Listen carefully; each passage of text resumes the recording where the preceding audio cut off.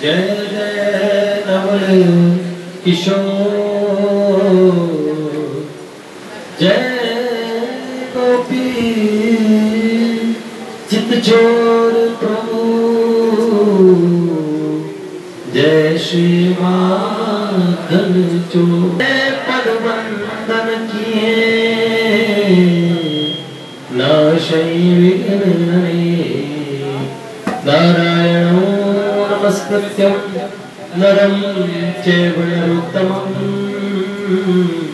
देवीं सरस्वतीं व्यासं ततो जयमुदीरये।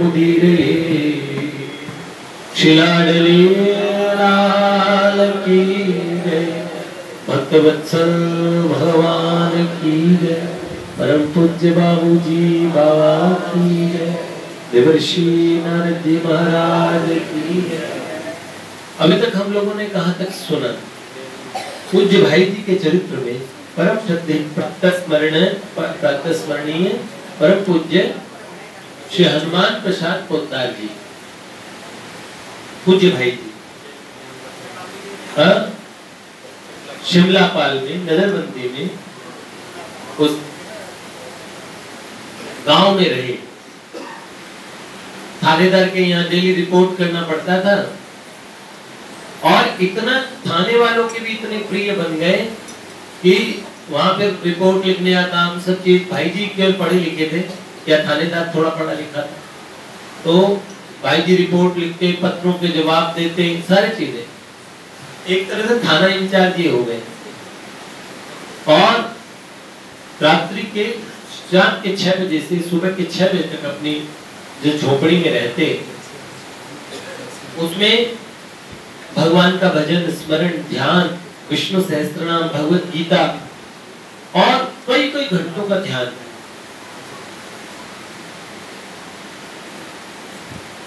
एक ध्रुव को आशीर्वाद देते हुए भगवान की चित्र आता है गीता प्रेस का, उस चित्र के ऊपर ध्यान करते थे। उस समय गीता प्रेस की स्थापना हुई नहीं थी, 1916 की बात है। और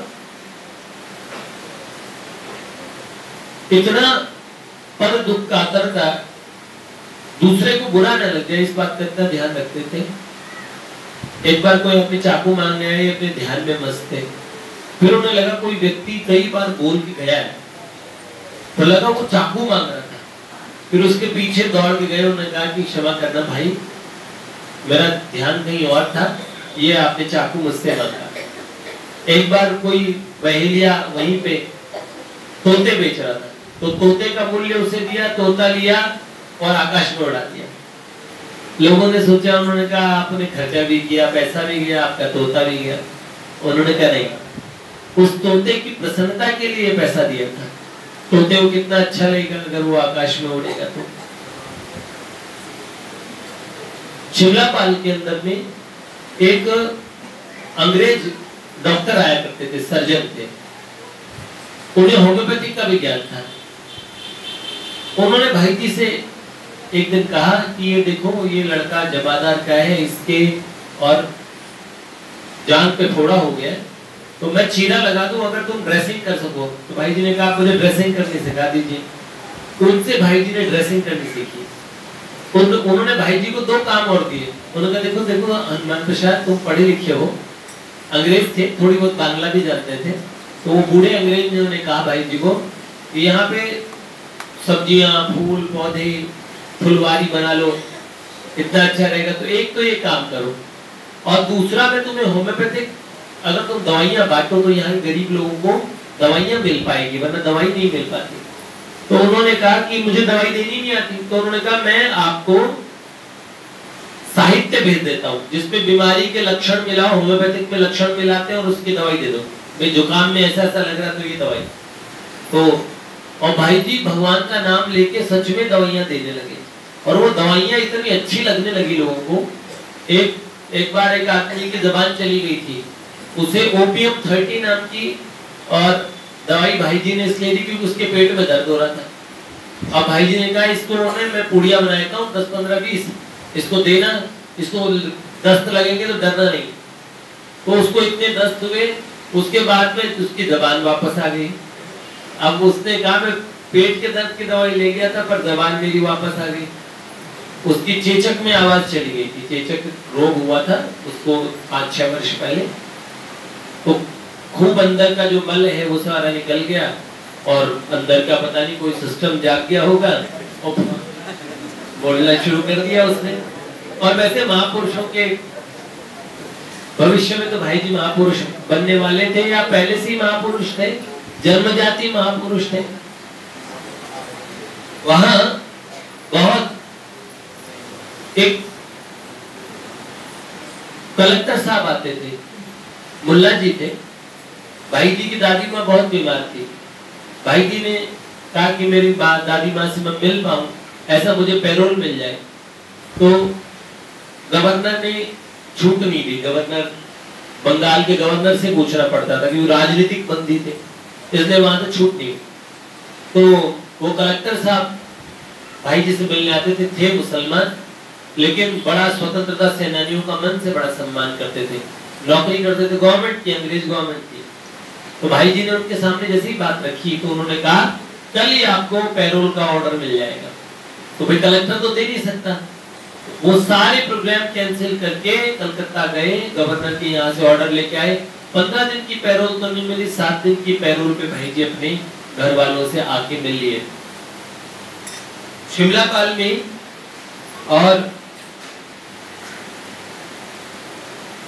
इस तरीके से एक बार भाई जी को टाइफाइड हुआ, तो टाइफाइड के दरमियान उन्होंने और भगवान के नाम का आश्रय लिया। इतनी घबराहट उनकी, कोई दवाई उनके पास थी नहीं, तो उन्होंने कहा जो नाम सारी घबराहटों को दूर करता है, क्या भगवान का ये नाम क्या मेरी अंदर की घबराहट को दूर नहीं करेगा? तो भगवान नाम का आश्रय पहली बार लौकिक रोग में लिया, तो उसमें भाई जी को तत्काल और उसी क्षण शांति मिली। इतना अच्छा स्वभाव था कि गवर्नमेंट ने छूट दे दी कि आप अपनी धर्म पत्नी को भी बुला सकते हैं। तो पूज्य भैया श्री रामदेव कोतार जी, इनको बांकुड़ा से और भेजा गया और शिमलापाल। अचानक बंगाल गवर्नमेंट का एक नया एक्ट आया, उसमें तीसरा रेगुलेशन आया 1818। 2 वर्ष भाई जी वहां रह चुके थे, उन्हें तुरंत पत्र आया कि 24 घंटे के अंदर आप बंगाल छोड़ दो। आपकी नजरबंदी से तो आपको छोड़ रहे हैं, लेकिन बंगाल में हमारा दूसरा आदेश मिलने तक बंगाल में एंट्री नहीं होनी चाहिए, आपका बंगाल से आपको निकाला दे रहे। तो शिमलापाल से जब भाई जी निकले तो गांव के लोग इतना प्रेम करने लगे थे दोनों पति पत्नी से कि लोग बैलगाड़ी के पीछे पीछे चलते रहे। तो भाई जी ने हाथ जोड़ के सबसे प्रार्थना की कि आप लोगों का बड़ा स्नेह, बड़ा प्रेम रहा। लेकिन गांव के लोग इतना रोए, भाई जी की आंखों से भी अश्रुधारा बह निकली। उन्होंने कहा देखो ये बंगाली लोग हैं और इनको 2 वर्ष में कितना स्नेह हो गया। जहां पे भी निष्काम प्रेम करने वाले महापुरुष जाते हैं, हम कहते हैं एक बार भी कहीं कभी कहीं से जो समीप आ जाता था, रोम रोम का प्यार अनोखा पाक कृतार्थ हो जाता था। बंगाल से निकल के रतनगढ़ अपने पितृभूमि राजस्थान भाई जी पहुंचे। तो बीकानेर के महाराजा गंगा सिंह के अंडर में था रतनगढ़ रियासत सारी। बीकानेर स्टेट, बीकानेर राज्य था, जयपुर स्टेट अलग, बीकानेर स्टेट अलग, ऐसे राजस्थान के रजवाड़ों में मेवाड़ स्टेट अलग। तो बीकानेर स्टेट के महाराजा गंगा सिंह के अंडर में सारा ये आता था। तो महाराज गंगा सिंह को मदन मोहन मालवीय जी ने पत्र लिखा कि भाई हनुमान प्रसाद पोद्दार रतनगढ़ आ रहे हैं, आप अंग्रेजों के प्रभाव में आके कभी इनको तंग न करना। तो भाई जी अपने यहाँ पे आके शरणार्थी बन गए, क्योंकि पूरा उनका सारा रुपया पैसा तो सब कलकत्ता में खत्म हो गया। स्वाधीनता संग्राम के अंदर में उनका पूरा व्यापार भेंट चढ़ गया। अब घर में भी भाई भोजन के भी अब आगे की भविष्य का कैसे चलेगा और हमारी गुजर बसर आजीविका ये कैसे चलेगी। सेठ जमुनालाल बजाज जी मेरे विचार से सब जमुनालाल बजाज जी बहुत प्रसिद्ध, शायद ये बजाज जो स्कूटर वगैरह है ये कई और परिवार के लोगों का ये कंपनी है, सेठ जमुनालाल बजाज जी। और बहुत मतलब गांधी जी के पक्के अनुयायियों में थे और भाई जी से बहुत स्नेह करते थे। सेठ जमुनालाल बजाज जी ने भाई जी को पत्र लिखा रतनगढ़ कि बॉम्बे आ जाओ, बम्बई में नया जीवन शुरू करो, बिजनेस शुरू करो। और यहाँ से भाई जी की बिजनेस के लिए दौड़ शुरू होती है। देखो जीवन के कई हिस्से, स्वतंत्रता के लिए क्रांतिकारी जीवन, उसके बाद का जीवन ये जीवन, भाई हम बिजनेस शुरू करें। और भाई जी को 35 वर्ष की उम्र में भगवान मिले। जब भाई जी 35 वर्ष के थे तब उन्हें भगवान के पहली बार दर्शन हुए, ओसेठ जी की कृपा से, वो हम आगे सुनेंगे। तो अगस्त में 1918 में भाई जी बॉम्बे आ गए और जमुनालाल बजाज जी से मिले, उनका बड़ा स्नेह मिला। और एक गुलाब राय जी निमाणी थे, उनके साथ भाई जी ने रुई की दलाली का काम शुरू किया। दलाल होते हैं ना जो आड़ती वगैरह होते हैं, तो रुई के, अनाज के, इस अनाज के दलाली का काम होता है ना, सट्टा लगता है, इनके ऊपर भी सब चीज होती है। तो इनकी दलाली का काम शुरू किया और 3-4 महीने शेयर की दलाली है, इसकी तरफ झुकाव हुआ। मदन लाल जी चौधरी इनके साथ मिलके भाई जी ये काम करने लगे। एक जमुनालाल जी के कुटुंब में भाई लगते थे श्री गंगा विष्णु जी, उनके साथ एक फर्म खोली थी भाई जी ने, उसका नाम था गंगा विष्णु एंड हनुमान प्रसाद पोद्दार। ये नाम थे शेयर की फर्म, जिसमें शेयर की दलाली करते थे। मतलब शेयर मार्केट में काम कर चुके हैं। मैं आप मुझे पता लगा अच्छा भाई जी से कुछ नहीं, मैंने एक चीज तो सीखी, मैंने भी शेयर मार्केट में बहुत खोया है। तो अब जब से पता लगा ना शेयर मार्केट में भाई जी ने काम किया है, और तो भाई जी को लाभ हुआ मुझे नुकसान हुआ, ये बात है। मैं तो शेयर मार्केट के नाम से ही मेरे को कहता शेयर मार्केट में, मैंने कहा भैया कुछ हाँ राधा रमन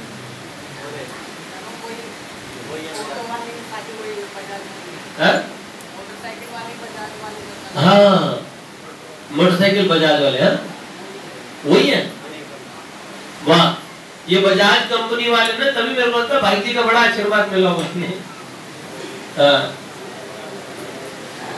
तो ये इन्हीं की है, जमुनालाल बजाज जी कंपनी है, बजाज स्कूटर बजाज जी है, बहुत बढ़िया। हमारा बजाज तो कोई बात नहीं, अब तो हम तो हमारा बजाज कह सकते हैं, हमारे भाई जी के हैं तो हमारा बजाज है। हमारे घर में भी था बजाज चेतक, चेतक भी हमारे के महाराणा प्रताप सिंह के थे। तो एक बार 3 लाख रुपए व्यापारियों में लेने रह गए। 2 लाख रुपए तो आए पर 1 लाख रुपए नहीं आ पाए, मतलब दलाली के काम में लाखों रुपए का बिजनेस भाई जी ने किया उस समय। तो श्रीनिवास दास जी साथ में थे और भाई जी की शिकायत कुछ लोगों ने की कि ये सही से पैसा वसूल नहीं करते लोगों से। तो श्रीनिवास दास जी ने डांट दिया कि इनके बारे में कुछ नहीं बोलोगे, मेरी मर्जी से ये इन्होंने किया। इसके बाद में घाटा इतना हुआ उस समय, 3 लाख रुपए घाटा हुआ, 2 लाख रुपए वसूल हुए, 1 लाख रुपए नहीं मिले उस समय 1918 के 1 लाख रुपए। तो भाई जी को धक्का लगा, तबियत खराब हो गई और तबियत खराब हो गई तब नासिक में 1 महीने रहना पड़ा।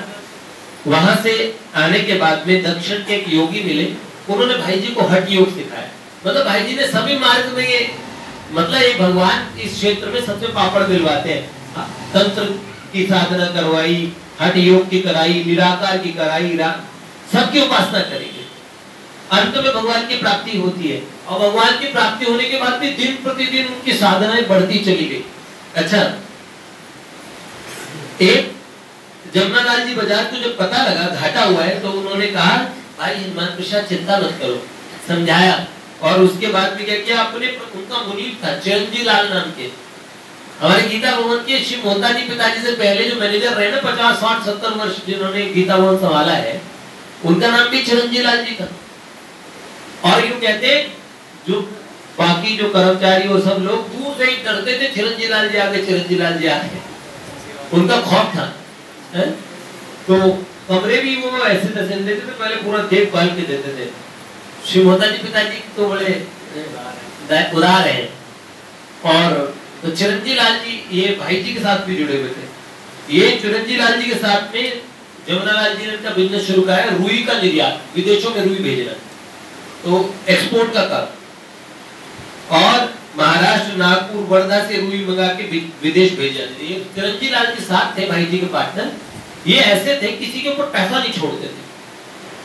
और एक केस ऐसा हुआ कि जोधपुर के कोई सांगीदास थानवी नाम के एक व्यक्ति थे, उनको काम में घाटा लग गया, 60-70 हजार रुपए उन पे था, निकल रहा था, वो लौटा नहीं पाए। तो ये भाई जी तो कोई जोर नहीं दिया, पर चिरंजी लाल जी ने ऐसा किया, कोर्ट में उनके दीवानी मुकदमा कर दिया और सांगीदास जी के ऊपर मुकदमा किया। कोर्ट ने कहा आप कुर्की करवा सकते हो उनकी नीलामी। तो उनके घर में नीलामी वाले सामान वगैरह लेने जा रहे थे, भाई जी को लगा बेचारा सच में पैसे नहीं दे पा रहे। तो उस समय फोन बड़े मुश्किल होते थे, पर इन अमीरों के पास तो थे ही, व्यापारियों के पास तो थे। तो भाई जी ने फोन किया उनके घर में, उन्होंने कहा कि ये आपके घर में अभी कुर्की के लिए रेड मारने वाले हैं, सब लोग आने वाले, उससे पहले अपना सारा कीमती अच्छा सामान निकाल के ठिकाने लगा दो। जितना टाइम उन्हें जाने में लगे, 2-3 घंटे में उसने अपने सब जानकारी को लोगों को लगवाया, सारा सामान। भाई जी की फर्म, भाई जी का तो नुकसान था इसमें। तो वो सारा जब देखा तो कुर्की के लिए गए तो कुछ ऐसी चीजें, खाने पीने के छोटे मोटे बर्तन और तो पूरा घर खाली, अब क्या कुर्की करवाई, क्या थे, वो वापस लौट आए। फिर भाई जी ने कहा ऐसा अपने साझेदार से, पार्टनर से गद्दारी होती है तो बता देना चाहिए। अब मैं कहूंगा तो मेरी बात मानेंगे नहीं, कुर्की कराएंगे। तो भाई जी ने फिर उन्हें बताया कि देखो उनको मैंने फोन करके पहले ही बता दिया, तो इसलिए उन्होंने सारा सामान ठिकाने लगा दिया। तो उन्होंने कहा भाई जी अगर आपको ये करना था तो आप मुझे बोलते, मैं कम से कम कुर्की वालों को लेके ही नहीं जाता। तो भाई जी ने कहा मुझे लगा नहीं कि आप मान जाओगे। हाँ, इस तरह उनका बिजनेस 1927 तक, 1927 वो सन है जिसमें भाई जी को भगवान विष्णु के दर्शन हुए थे। तो 1918 से लेकर 1927 तक इन चिरंजी लाल जी के साथ बिजनेस चलता है। आते अच्छे थे, ये थोड़े उसूलों के पक्के थे, पैसों के मामले में बनिए, मतलब पूरे बनिए, पैसा वसूल के ही मानते थे। तो इधर सामाजिक जीवन में वापस वही बंगाल वाली जो भावनाएं थी वापस बढ़ने लगी कि देश का जो, तो अग्रवाल महासभा के बड़े बड़े पदाधिकारियों में भाई जी को शामिल कर लिया गया और कई अधिवेशन अग्रवाल सभा के भाई जी ने करवाए। आज भी अग्रवाल समाज है, अग्रवाल सभा।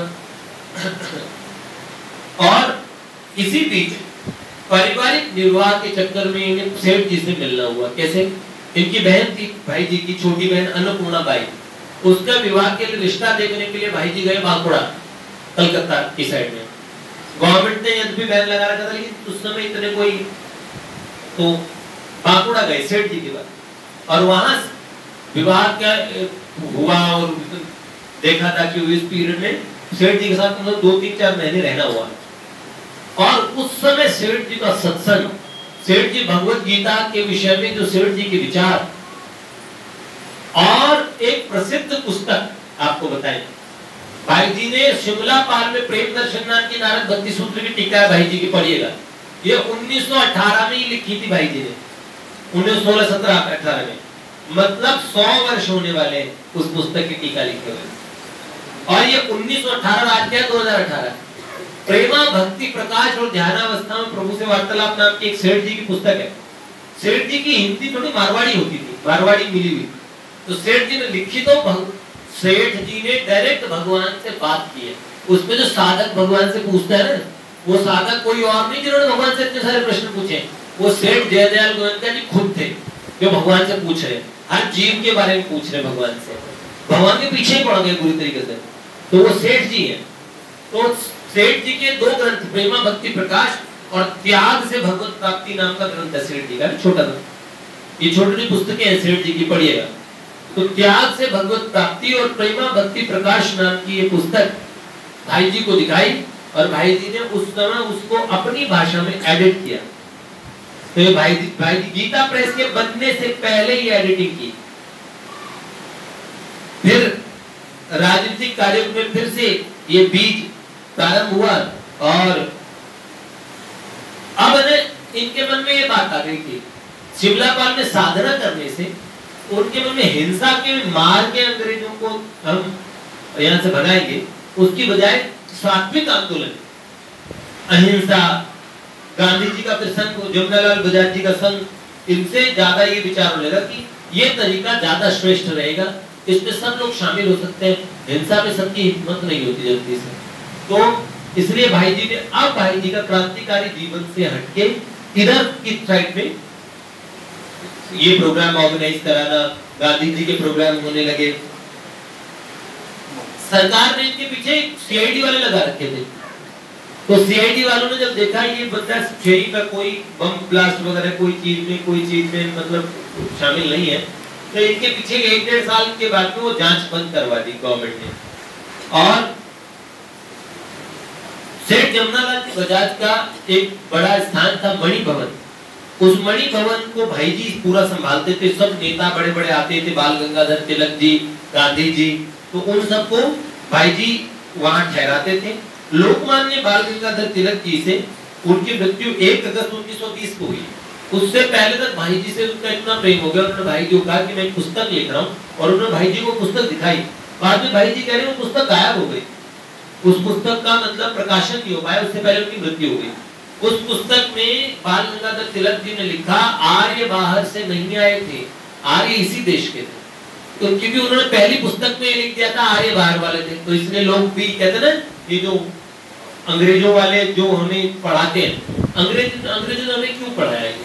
अंग्रेजों ने हमें इसलिए पढ़ाया कि तुम लोग हिंदू हो, तुम लोग इस देश के बच्चे नहीं हो, हम लोग भी विदेशी, तुम भी विदेशी, तो विदेश किसका है? तुम्हारा देश है ही नहीं, क्यों इसे माता माता कहते हो? भारत माता का क्यों कहते हो? तुम्हारा देश नहीं। आर्य मतलब हम लोग सब आर्य है ना जितने, तो हमें बोलते कि आर्य जो हम लोग हैं वो बाहर से आए, तो इसलिए हमें भी बाहर वाला बताते हैं। फिर इस देश में कौन रहता था भाई? पहले हमने यहाँ के जो असली लोग थे उन्हें मार के उनका सफाया कर दिया और फिर हम लोग घुस गए। कमाल की बात है। आर्य कहां से बाहर से आए? तो ये बाल गंगाधर तिलक जी ने एक पुस्तक लिखी थी, उसको फिर बाद में वो प्राप्त नहीं हुई। लाला लाजपत राय जी किसने है प्राप्त की? लाला लाजपत राय जी का नाम सुना है ना आपने, जिसने उनके सर पे लाठी से प्रहार किया था, शायद जनरल डायर ने किया था ना, सैंडर्स था ना, तो उसको गोली मार दी थी इन्होंने, क्रांतिकारियों ने बम मारा था उसके ऊपर। हाँ, गोली मारी थी सैंडर्स को, शायद भगत सिंह ने मारी थी ना। लाला जी के इतने अच्छे थे लाला लाजपत राय जी, ये भाई जी के पास आके देखो, ये सारे बड़े बड़े लोग भाई जी के पास ठहरे। तो भाई जी के पास जब आके रुकते थे, तो एक बार भाई जी के यहाँ गेस्ट थे ये, और एक बार बिना बताए पहले ही पहुंच गए भाई जी के पास में। तो भाई जी उस समय जूहू में एक ज्योतिषी से मिलने गए थे, एक एस्ट्रोलॉजर से। तो लौटने पर लाला जी ने पूछा कहाँ गए थे हनुमान? तो उन्होंने कहा कि एक ज्योतिष था उनसे मिलने गया। तो उन्होंने बोला अच्छा, कुछ जानता है क्या ज्योतिष? कल जाओ तो ये पूछ के बताना कि लाजपत राय कब पकड़ा जाएगा। मेरे साथी तो सब पकड़े गए हैं और मुझे पकड़ने के लिए अंग्रेज बड़ा मौका ढूंढ रहे हैं, तो मैं कब पकड़ा जाऊंगा, अपने ज्योतिषी से पूछ के बताना। फिर क्या के हंसने लगे।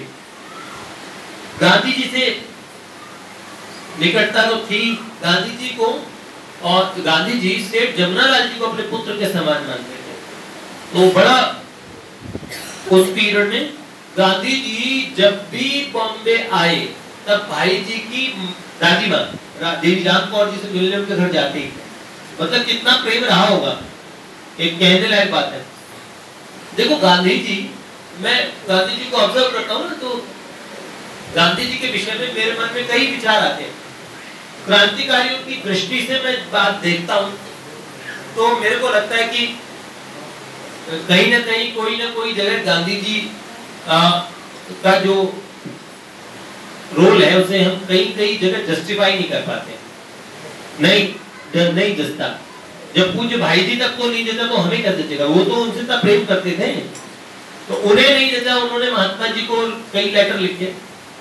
लेकिन गांधी जी सर्वथा खराब थे, गांधी जी महात्मा नहीं थे, ये बात भी नहीं मानता मैं मानता हूँ कि वो बहुत अच्छे भी रहे, उनके अंदर बहुत सद्गुण भी थे। ऐसी बात सुनते हैं कई लोग हमारे वो घूरने लगते हैं, तो लेकिन मैं सही बात कहता हूँ कि गांधी जी में बहुत सद्गुण थे और उनमें संतत्व भी था। उनसे इतनी बड़ी बड़ी गलतियां हुई, इसमें कोई डाउट वाली बात नहीं कि हुई है। इस बारे में तो मैं भी कह सकता हूँ कि हुई है, उन्हें मानना ही पड़ेगा कि वो हुई है।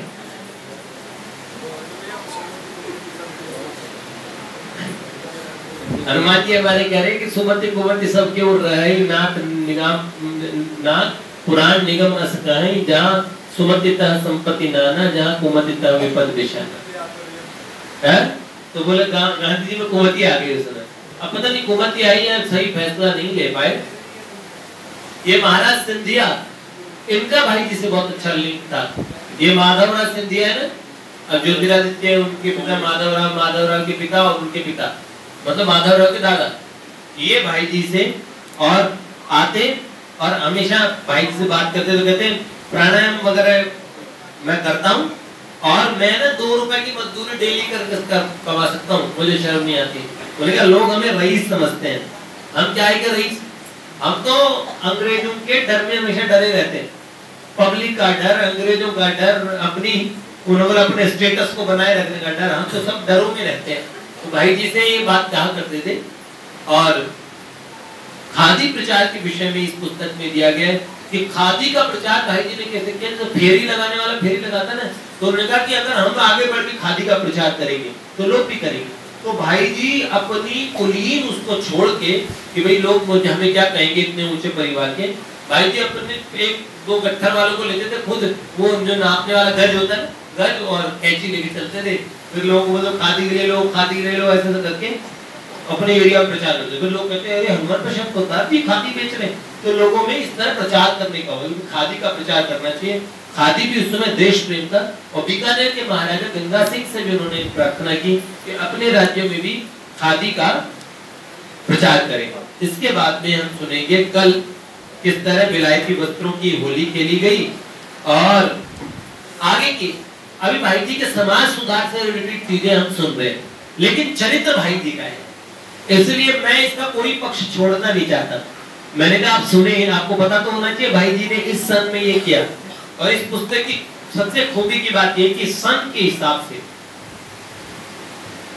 हमारे जो मुंबई वाले बाबूजी, मुंबई वाले बाबूजी श्री शेख सरिया जी, उन्होंने और ये पुस्तक का संकलन कर रहे हैं, तो उनके भाव मेरे को बहुत अच्छे लगे। उन्होंने पूज्य बाबा जैसे जीवन में आए, बाबा के क्या क्या संस्मरण होंगे सारे हम सुने कि बहुत रोचक चरित्र है।